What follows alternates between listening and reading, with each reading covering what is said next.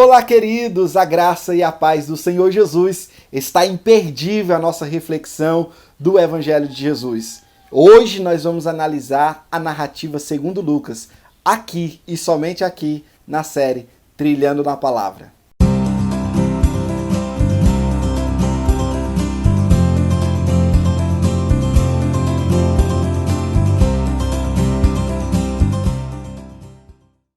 O Evangelho de Lucas. Ele tem sido considerado o mais belo livro do mundo. E juntamente com Atos dos Apóstolos, é considerado o mais ambicioso empreendimento literário da igreja na antiguidade. Se você for ver, o Evangelho de Lucas é composto por 24 capítulos, 1151 versículos. E você vai fazer essa leitura de todo o texto mais ou menos em 3 horas. Você vai perceber que o Evangelho é o mais volumoso de todo o Novo Testamento. Os livros do Evangelho de Lucas e Atos dos Apóstolos, somando os dois, representa 1/4 do Novo Testamento. E isso significa que Lucas contribuiu mais com material do que qualquer outro autor sagrado. Porque Lucas e Atos contêm mais material do que mesmo as 13 epístolas paulinas. Dos 9 autores do Novo Testamento, quando calculamos a porcentagem de capítulos de cada um, nós vamos perceber que o apóstolo Paulo ele fica no topo, de acordo com essa simples tabela. Dos 260 capítulos do Novo Testamento, o apóstolo Paulo ele é autor de 87, ou seja, 1/3 da totalidade. Mas quando analisamos a porcentagem de versículos, Lucas é que vai para o topo, como o maior contribuinte literário do Novo Testamento. Dos 7.957 versículos, Lucas escreveu 2.158 versículos. Isso 1.151 no Evangelho e 1.007 no Atos dos Apóstolos. E tudo isso considerando que o escritor de Hebreus não seja o apóstolo Paulo. Então, nós vamos entender que Lucas, entre os 4 evangelistas, ele é o mais extenso. Ele é mais compreensível. Lucas tem um arsenal de informação que, se ele não tivesse escrito, não teríamos conhecimento de muitas coisas que Jesus fez. Ele é muito meticuloso a respeito dos detalhes, especialmente na questão cronológica e também nas questões do conhecimento da medicina. Quando ele vai falar sobre a cura da sogra de Pedro, ele vai detalhar que ela estava com uma febre alta. Quando ele fala sobre o homem da mão ressequida, ele vai dizer que era a mão direita. Quando ele fala da filha única de Jairo, ele vai falar a idade dela. Então Lucas ele se propõe a fornecer uma apresentação ordenada do ministério de Jesus. Quando observamos o Evangelho por completo, nós vamos observar que está em uma ordem bem organizada, numa questão lógica e também numa questão cronológica. Mas a gente pergunta, quem é Lucas? Então, conhecendo um pouco do autor, Lucas ele era um grego, ele era um companheiro fiel do apóstolo Paulo, era um missionário, porque ele estava em diversas viagens missionárias também. Lucas não era um apóstolo, mas com certeza ele conheceu todos os apóstolos. O ministério de Lucas ele foi muito amplo, né? Ele era médico e chamado de médico amado, né? Pastor, evangelista, era um itinerante. Literalmente ele era um historiador, um escritor maravilhoso. Ele era muito versátil, né? Tinha muitas amizades entre os líderes cristãos do primeiro século, né? Os apóstolos e tudo mais. E parece que ele também tinha um relacionamento especial com as autoridades romanas. Ele foi o único de todos os autores das Escrituras que não tinha uma origem em Israel. Todos eram judeus, todos tinham uma influência de Israel, mas Lucas não, era um grego. Ele era um artista literário. Ele tinha um forte sentido de contexto histórico. Ele também está seriamente interessado nos amplos aspectos humanitários, tanto do ensino como da ação de Jesus. Por isso, o seu evangelho ele é mais agradável, mais atraente. Homens e mulheres amam esse evangelho, tem um apreço muito grande quando lê esse texto. O destinatário de Lucas é um homem chamado Teófilo. Sabemos pouco dele, mas sabemos que ele é um novo convertido ao cristianismo. E ele era aquela pessoa muito interessada, um pesquisador, e queria saber os fatos do evangelho. O seu conhecimento parece ser meio incompleto, e é possível que ele tenha pedido a Lucas para que ensinasse a ele. É possível também que ele foi mal orientado, e então ele solicita a Lucas para fazer essa narração para ele, né? E Lucas então se propõe a aperfeiçoar a instrução. No prefácio do Evangelho, ele já declara o propósito da obra, que ele está escrevendo primeiramente para Teófilo, para lhe dar o conhecimento completo e mais satisfatório a respeito de Jesus, porque parece que ele recebera informações rudimentares, mas Lucas se propõe a apresentar a Teófilo relatos adequados para tirar as dúvidas dele. É óbvio que Lucas, quando ele está escrevendo, ele tem em mente uma audiência mais numerosa. Ele escreve para o proeminente Teófilo, mas ele também está pensando de uma forma mais ampla no que diz respeito ao seu destinatário. Lucas, ele também queria esclarecer ao governo imperial de Roma, aos romanos, que os cristãos eles não eram uma seita subversiva e nenhuma facção do judaísmo. Ele queria esclarecer aos romanos o que era verdadeiro cristianismo, que não era essa seita, mas que na verdade era aqueles que transmitiam uma mensagem universal. Era um conteúdo importante para todos os povos. Então, Lucas, ele escreveu o Evangelho para garantir que Deus ainda estava agindo tanto na comunidade judaica como na comunidade cristã no qual Jesus fundou. Lucas, ele mostra como foi que a graça de Deus foi revelada por meio do ministério terreno de Jesus. Ele vai enfatizar a benevolência de Deus para com todos os povos, para com os gentios, que também são alvos das promessas de Jesus, que vai além do povo judeu. Lucas, ele tinha em mente a cultura grega quando ele escreveu o Evangelho. Os gregos eles viviam em busca de um homem perfeito, que poderia servir de modelo para a humanidade. Então Lucas, ele busca apresentar Jesus como o homem perfeito. Por isso que ele vai dar muita ênfase no Filho do Homem.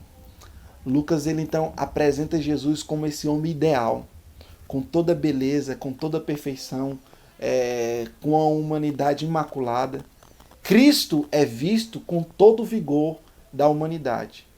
Mesmo sendo um supremo Senhor, mesmo tendo todo o poder, ele demonstra fidelidade, devoção, tudo isso à vontade do Pai, do começo do seu ministério até a morte. Lucas também, ele usa 120 versículos para falar do nascimento de Jesus, João Batista, dá uma ênfase nessa questão das crianças também, do momento de infância de Jesus, mais do que qualquer outro evangelista.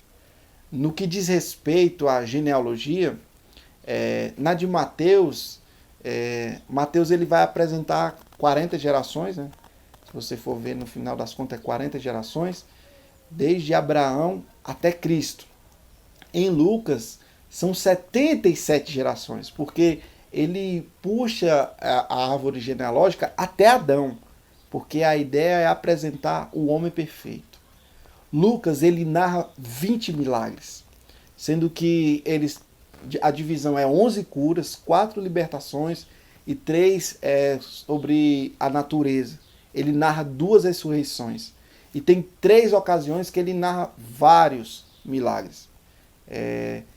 Vai ter a ressurreição do filho da viúva de Naim, a cura da mulher encurvada, a cura do homem que tinha hidropsia e a cura dos 10 leprosos, que aparece somente no Evangelho de Lucas.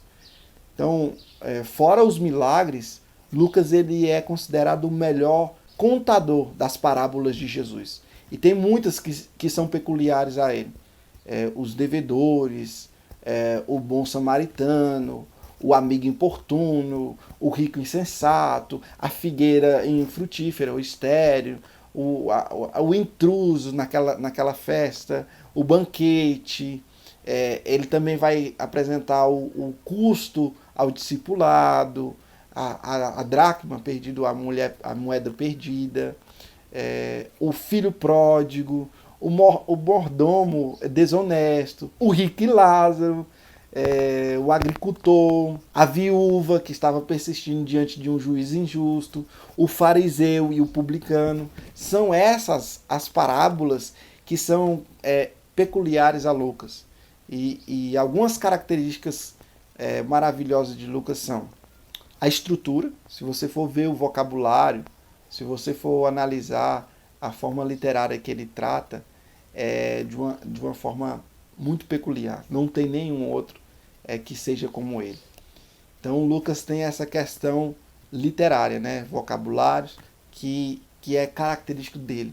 E o Evangelho também apresenta muitos hinos. Só no primeiro capítulo, no capítulo 2, você vai ver 5 hinos muito conhecidos. O Magnificat, o Benedictus, entoado por Zacarias, o Magnificat entoado por Maria, o Nunc Dimittis, que é entoado por Simeão, o coral celestial vindo cantar glória a Deus nas maiores alturas, paz na terra entre os homens a quem ele quer bem. Então esse evangelho é de hinos. E também é um evangelho que apresenta mulheres. É um evangelho no qual apresenta aquelas mulheres que parecem ser menosprezadas naquele contexto da antiguidade, na Palestina. Lucas ele vai mostrar que elas, na verdade, são notáveis. Ele se dedica a apresentar ela. Isso é demonstrado na importância das mulheres. Como, por exemplo, fala de Isabel, fala de Maria, né, naquele processo, no comecinho do seu evangelho. Vai falar de Marta, vai falar de Maria Madalena. Então, destaca a questão das mulheres. Além, também, do capítulo 8, mostrar que Jesus ele é sustentado por mantenedoras, ou seja, mulheres. Lucas faz 43 referências sobre mulheres nesse evangelho. Também tem um teor muito forte de oração. Lucas ele disse mais sobre oração do que qualquer outro evangelista. Ele mostra Jesus em oração em momentos mais importantes de sua vida. Se você for perceber, Lucas ele salientou a vida de oração de Jesus. Nós vamos observar que no batismo, imediatamente antes também da seleção dos 12, Jesus ele também está passando a noite inteira orando. Na ocasião da transfiguração, tem momento de oração.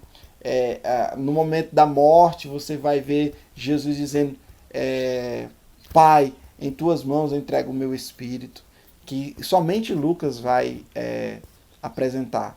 Você vai ver o amigo importuno, aquela viúva, o fariseu e o publicano. São parábolas de teor que mostra a importância da oração. Então, vale a pena também destacar que, ligado a isso, o Espírito Santo também é muito citado na literatura de Lucas. 17 vezes só no Evangelho.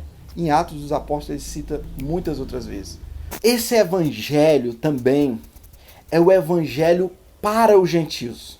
O fato de Lucas ter sido escrito especificamente para os gentios pode ser verificado na seguinte circunstância. Ele foi dirigido, primeiro, a um gentio, Teófilo.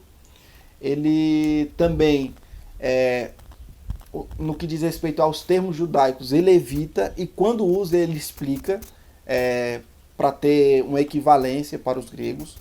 E ele raramente vai fazer citações do Antigo Testamento. Você vai também ver Lucas datando os fatos a partir dos imperadores reinantes. Então, você vai ver a questão dos romanos também. Então, essa enorme ênfase aos gentios, apresentada nos registros, faz com que ele seja reconhecido como o evangelho dos gentios. É o evangelho do Salvador universal. Lucas, ele apresenta Jesus como o Salvador de todos os homens. Nas parábolas como o bom samaritano, o filho pródigo, novamente o fariseu e o publicano, vai refletir o seu interesse pelos que são oprimidos, pelos rejeitados. Então você vai ver que a mensagem central é aquilo que foi dito no capítulo 19, versículo 10. O Filho do Homem veio buscar e salvar o que se havia perdido. Lucas, ele vai retratar Jesus como o Filho do Homem, aquele que é pleno, aquele que é repleto de compaixão, aquele que veio habitar entre os pecadores, que veio amá-los, que ajudá-los e por eles morrer. Então, neste evangelho, nós vamos encontrar indivíduos, multidões, mulheres, crianças, homens, pessoas ricas e pobres, pecadores, santos.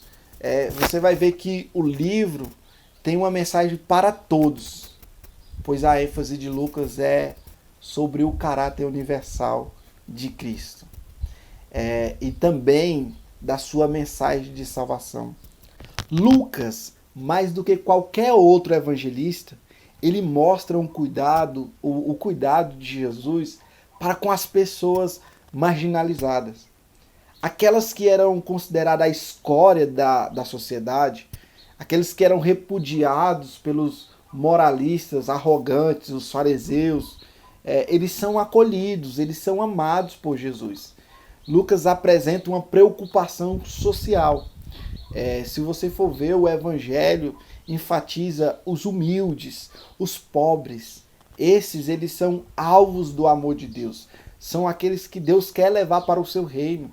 E ao mesmo tempo, isso que é incrível, que Lucas, ele é um apelo também aos cultos, aos eruditos, aqueles que têm conhecimento na terra.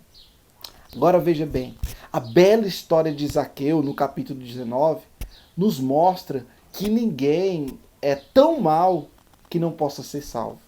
E não há ninguém que esteja além do poder da graça de Cristo. Então, nós vamos ver também que são as pequenas coisas, e às vezes insignificantes, que nos impedem de receber a salvação da nossa alma. Também nós podemos ver que a sincera e voluntária compaixão de Cristo pelos pecadores e o poder que ele tem de transformar os corações nessa história de Zaqueu. Nós vamos ver também que os pecadores convertidos, eles sempre vão mostrar evidência de sua conversão. Então, diante de toda essa exposição, eu espero que você seja transformado, edificado, iluminado pela reflexão desse texto maravilhoso, desse empreendimento maravilhoso que é a literatura de Lucas. Eu sei que vai servir muito para o aprendizado, o ensino, a prática e também o partilhar dessas verdades maravilhosas. Que Deus abençoe poderosamente a sua vida, que abençoe essa jornada de conhecimento da palavra de Deus. E, se Deus quiser, nos encontramos no Evangelho de João. Até mais. Forte abraço. Trilhando na palavra.